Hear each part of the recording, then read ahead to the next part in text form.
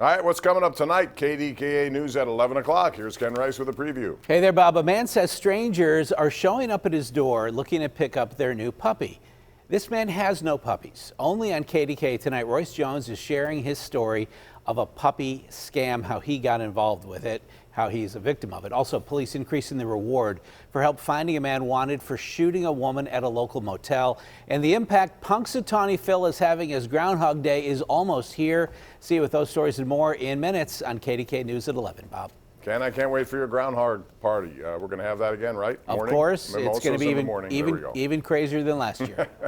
All right, thanks, Ken. Appreciate that. Let's go back to the phone lines. We got Frank in Moon Township. What's up, Frank? Hey, Bob. How are you, man? I'm good. How about you? I'm good, pal. Happy New Year. Hey, Bob, I have a question. The other night against San Jose, Carter had like 13, 14 minutes, and O'Connor gets like 7, all right? Mm-hmm. And then another thing I would like to have somebody clear up for me from the Penguins, Nylander that we got in that trade for Lafferty, he made like the All-Star team down in AHS, the minors. And he hasn't even come up here one time yet. No. I don't understand why Sullivan, he must have a vendetta against this kid or something. I think he just doesn't like rookies or young players. I mean, I think he should. I think that's one thing that they could try to harvest out of their farm system right now. They brought up Jonathan Gruden the other day. He stayed around a couple of games and got 3 minutes and 4 minutes. And you're right. The answer to your question about Jeff Carter is a simple one. Money.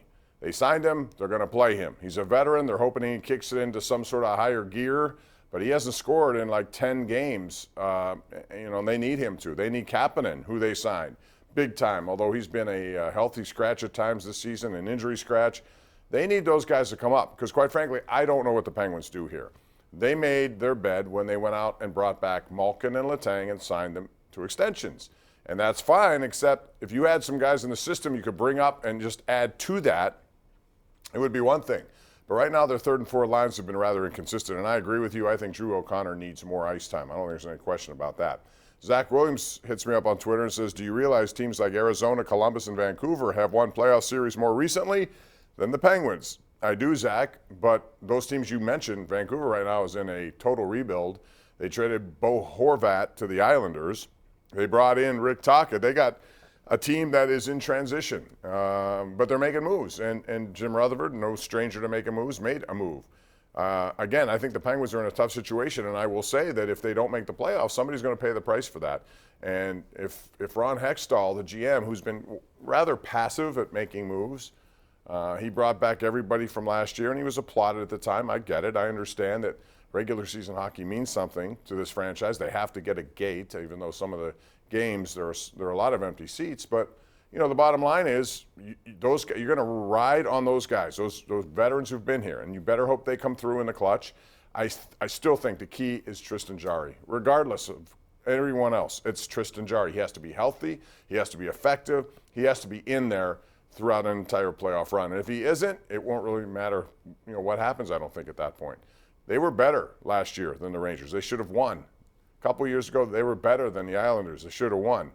But again, when you have inconsistency in goal, you're not going to win. So that's the whole thing. What do? Do they acquire somebody out there in free agency or make a trade for a goaltender? If so, what do you give up? What do they have to give up? You're going to have someone who is going to have to take on some salary. If you trade somebody what would you get for Kapanen? Not much right now. What would you get for, Zucker's a guy I really like. I want to see him play because he's been good this year. This is the best version of Jason Zucker we've seen, but he makes $5.5 million. If you get rid of him, you're going to lose a key component to what is their second line. So you affect the present. You maybe save some money and maybe bring in somebody else on the blue line or in goal. I don't know. But I don't think you should expect much from them at the trade deadline. I would be surprised. Anyway, that's going to do it for us. Join us tonight, KDKA Sports at 11 o'clock. Again, Vinny Cucini sets a new WPIAL playoff scoring record for boys high school. We're going to show you how that all went down. Rich Walsh has that story tonight at 11:25. We hope to see you then. Have a good night.